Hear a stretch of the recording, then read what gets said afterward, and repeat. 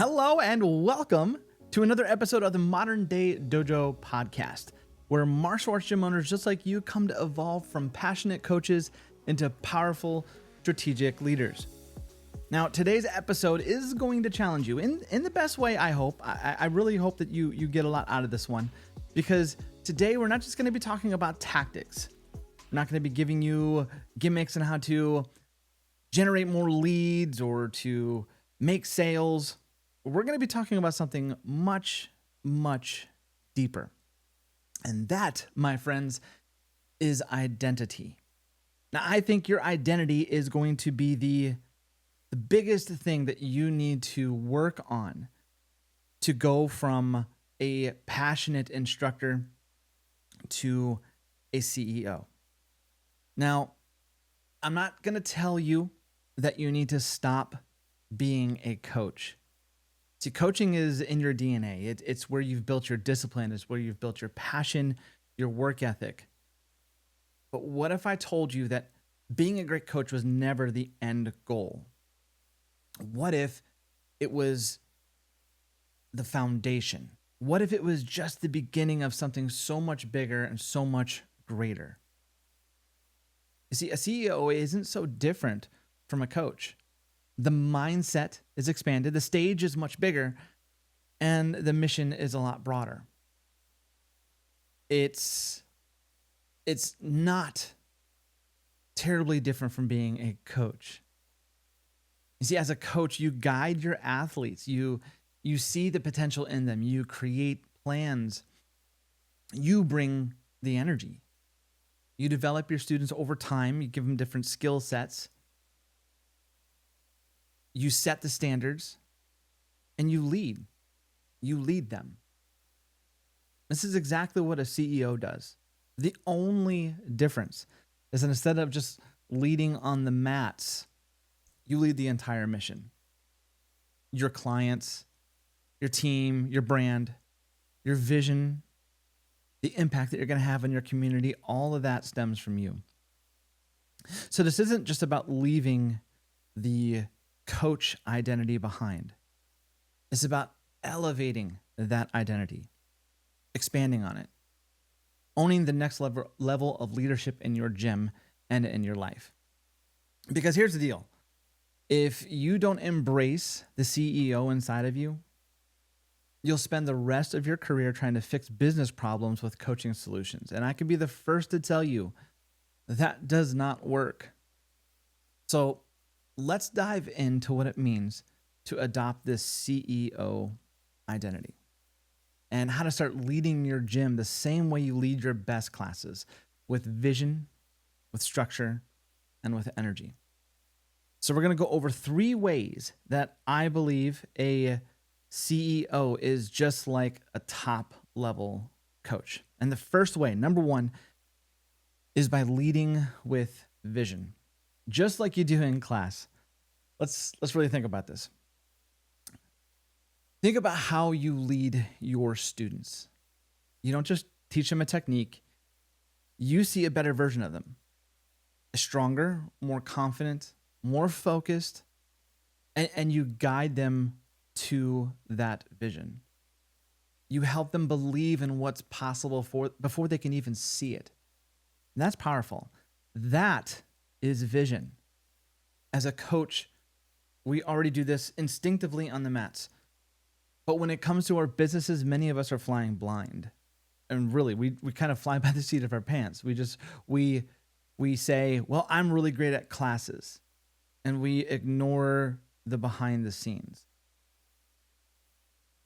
The role of a leader is not to come up with all of the great ideas. The role of a leader is to create an environment where great ideas can happen. Simon Sinek said this, and I believe this to my core. It's the vision that you create that allows the team to get inspired, to grow, to help not just make the vision a reality, but to help push it forward with their ideas, with their energy as well. As a CEO, you have to cast the vision beyond the class. What's the future of your gym? What impact are you striving to make in your community? How will your culture shape the next generation of students coming through, but also the staff? How does it inspire the parents watching from the sidelines?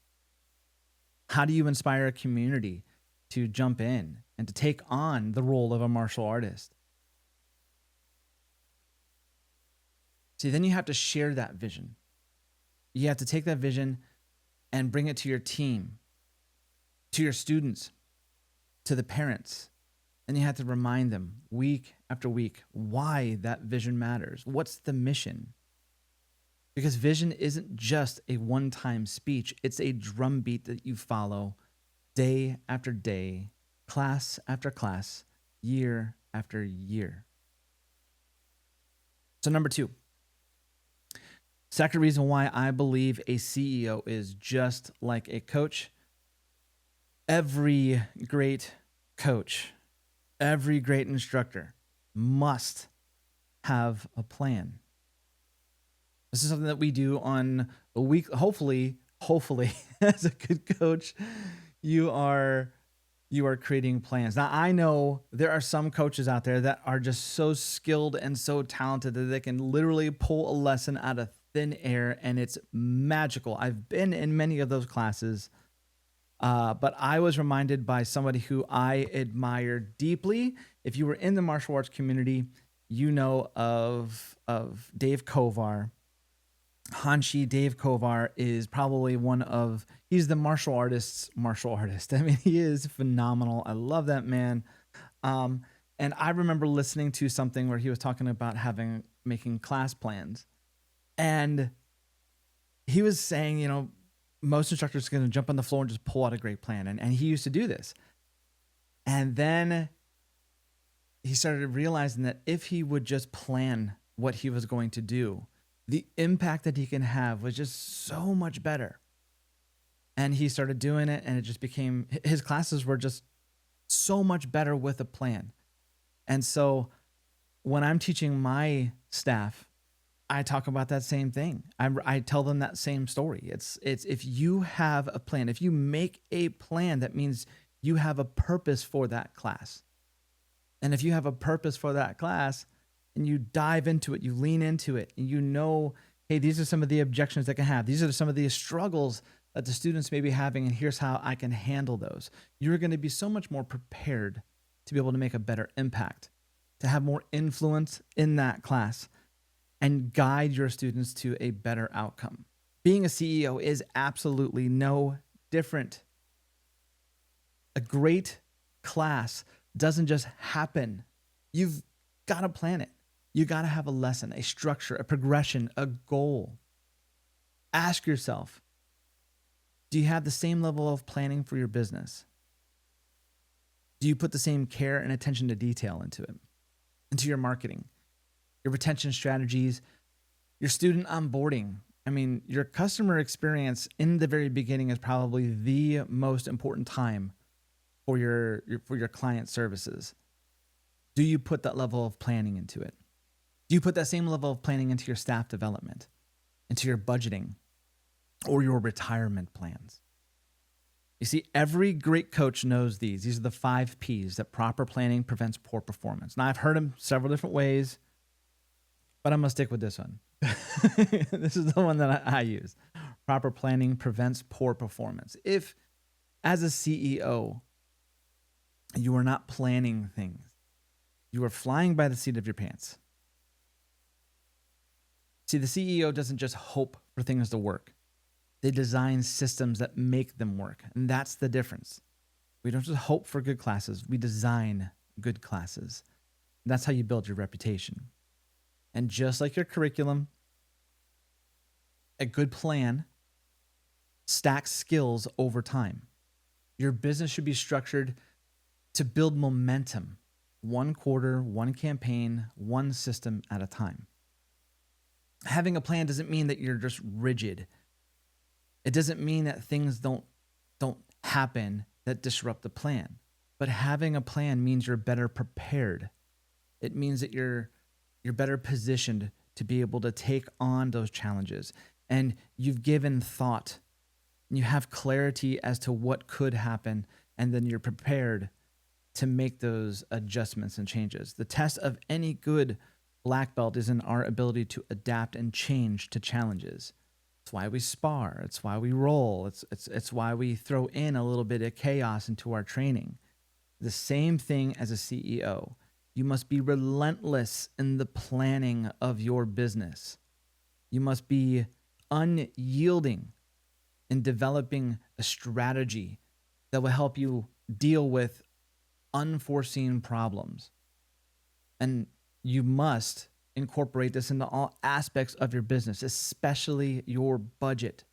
As a business owner, if you are not, this is a little side note, if you are not structuring 6 months of operating expenses as savings, just in case the stuff hits the fan, you are being negligent. At bare minimum, 3 months. But I prefer to have a 6 month savings, a 6 month little rainy day fund, just in case something like, what happened in 2020, when we get shut down for several months, or in some places a year. So please make sure that you are planning for stuff, because as a CEO, the ones that survived during that time frame, as that shall not be mentioned in the 2020s, that the ones who planned, the ones who were prepared, were the ones that prospered. Remember, chance favors the prepared mind. Moving on to number 3. And I think this one probably resonates most for a lot of coaches. And number 3 is to lead with energy. Because let's face it, the culture starts with you as the CEO. And if you've been coaching long enough, I know you've had one of those classes. And I know I've had several of them, especially during certain times of the school year, where in Middle Tennessee, we have something called TCAPS, which is just an educational assessment test to see where each child is. And during that time frame, energy in classes is dismal. They stress the kids out to a point where they are just poor children. I feel so bad for them watching them come in with all of their poor little souls just sucked from them. It's just horrible. But they come into class and they have no energy. They're mentally stressed. They're physically distraught. A lot of them didn't sleep because of the stress that these tests put them through. And it is incumbent upon the coach in that class where low energy is the norm. We have to dial our energy up. We have to lead from the front, and we have to give them our energy. We put so much passion and energy into our classes. We see the students dragging, parents on their phones. You're wondering if it's the weather, the moon, or if they just had too much sugar the night before. So you pour your energy into the class, and by the end of the class, you've yanked it out of them. Sometimes you've had to unnaturally yank the energy out of children. You sweat it out of them. And man, the class is turned up. The energy is at a level 10. And most oftentimes, those are the best classes. You reminded them what it meant to show up at their best.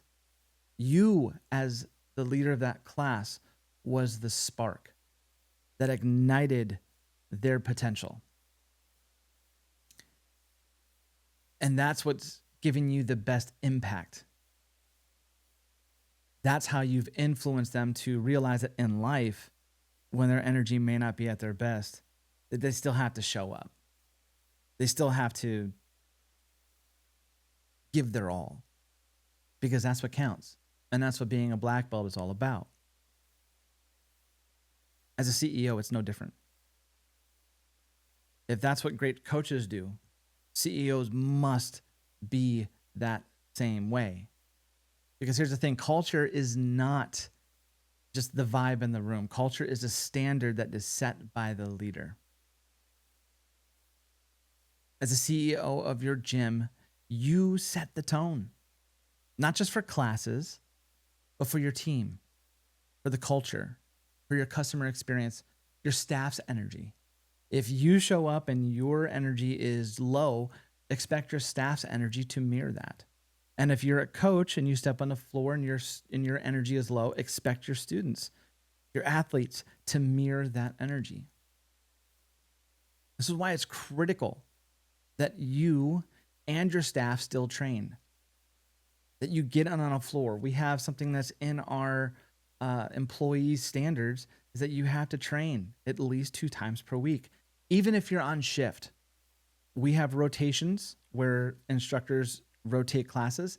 And on the rotations, when they're just assisting in class, I want them to jump in. I want them to train with their students. What better way to lead than to lead from the front? To show them what it is to sweat along with them. That inspires students so much more to see their instructors, yes, struggle. That's an important piece of the process. A CEO is no different. Get in there, train with your staff, train with your students, jump on the floor, struggle, sweat. Yes. Have competitions with your students. Do push-up competitions. See who can beat the head instructor. See who can beat the CEO. Oh, let's see that. That's so much fun. You talk about inspiring students to push harder. Come on. That's just asking for greatness.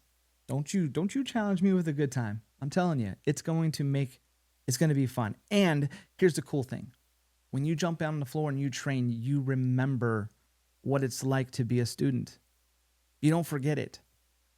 And then you get to see firsthand the benefits. Stay connected.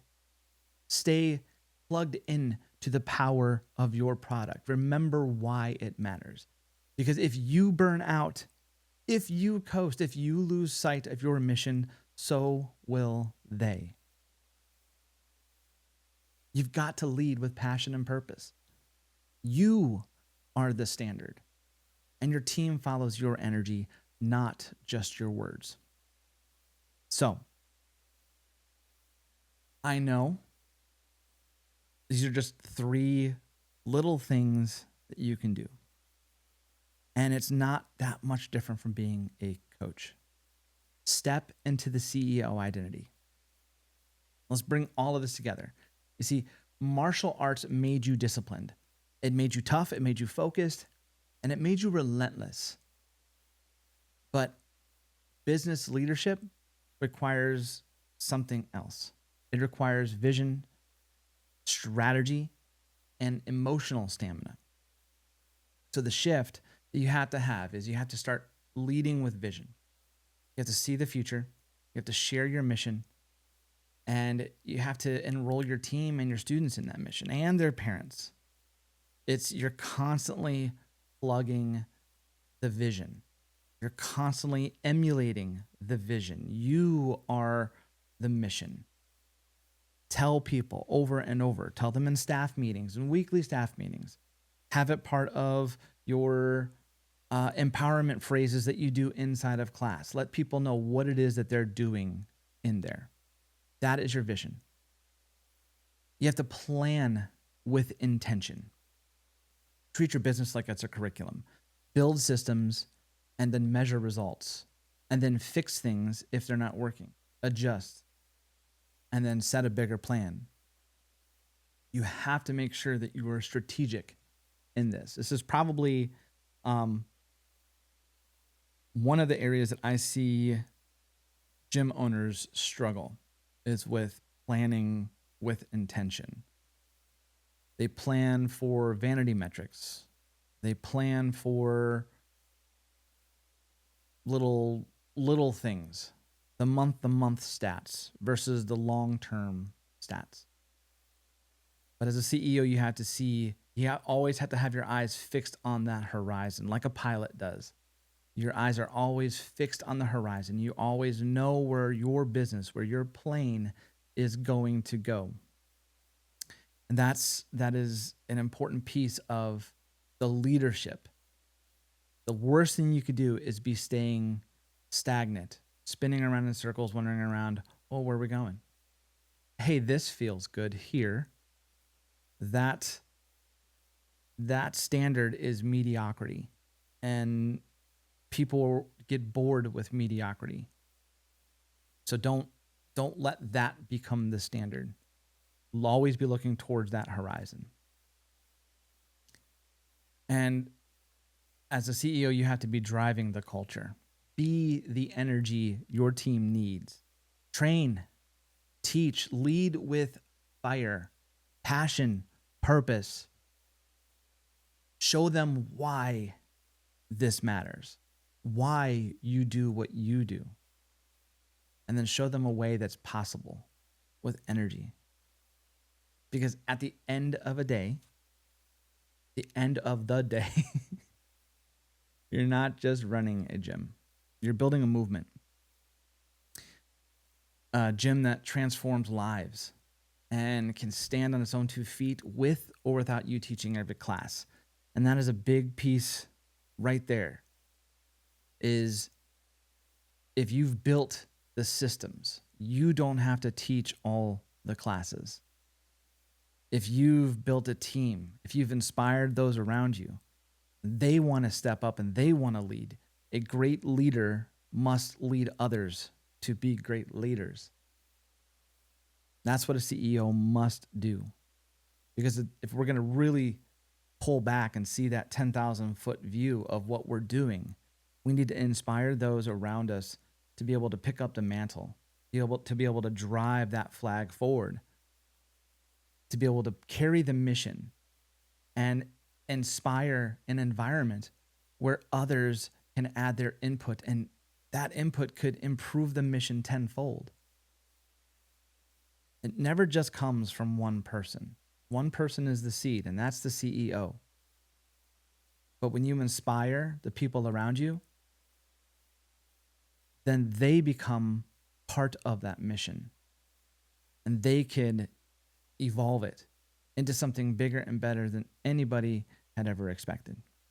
But it starts with you as a CEO. You're not just a coach. A coach is the first level. Think of it like when you first started learning how to teach. I don't know if some of you guys remember this, because it was a while ago. I remember my very first class where my instructor gave me leadership opportunity. The direction that I got was simply lots of compliments, and then he walked off. It's a very interesting coaching experience. But I remember my transformation from a student to a coach in that one phrase. It was, Larry, I need you to teach an intro.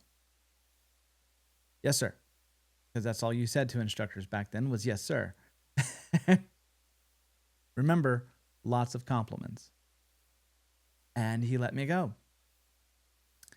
And that transformation helped me evolve my identity from just a student who was just learning to a assistant or a coach that was there to serve, was there to help. And I took that identity very, very importantly. I took it to heart, and I let it grow roots. And I remembered every time I stepped on that floor from that point on, my goal was to serve those around me. I may not be the coach for that class, but I was there to help serve in any way I could, even if it was just being the example, as in being the best student I could be, because that would inspire those around me to be better coaches. And I always remembered lots of compliments. Always remember that. I would compliment everybody around me. Hey, I love your energy. I never would lie. Never would tell somebody you're doing a great job when they weren't. I would be like, hey, I love the energy you're putting into that. Let's adjust that. Because honesty is the first step, right? But that identity shift helped me become a better coach. And I think as head coaches, as gym owners, we still are stuck in that coach mentality. And that we are the coach, we are the head coach, we are the sensei, the shihan, the choganem, the kwanjanem. We are the one that's in charge on the floor, when in fact we're in charge of the entire system.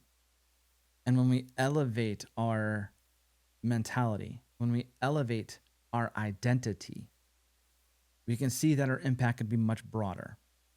We can see that we can inspire others around us. We see that we can be the change that we want to see in our communities. And that is powerful.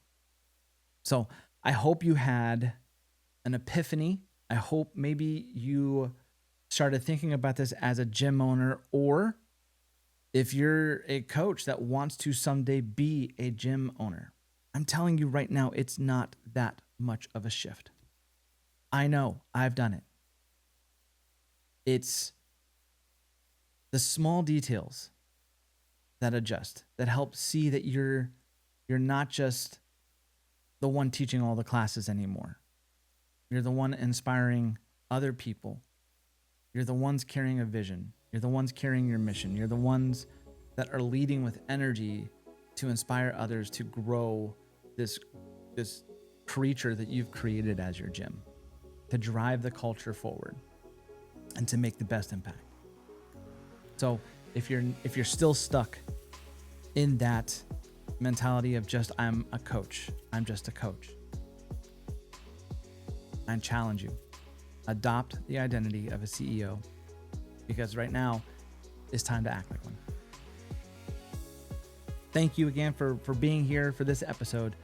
I am excited for the journey that we're coming. I have people messaging me, asking me questions. Listen, if you want to work with the Modern Day Dojo, I'd be happy to sit down with you with a one-on-one just to go over some ideas on how we can help your gym thrive, help forge a new identity for yourself, help you with your branding. Man, it's exciting. I love the martial arts, and I know you do too, and I can't wait to help grow it into the modern day era and make massive impacts in our communities, and help you as a CEO evolve into somebody who is making the impact, having the influence, and the income that you deserve. Thank you for spending your time with me. If you haven't, please follow the show. And if you're not, jump on our YouTube channel, like, subscribe. This video will be uploaded to that as well. I'm excited for you all. Jump on in there. So again, thank you so much. I will see you in the next episode.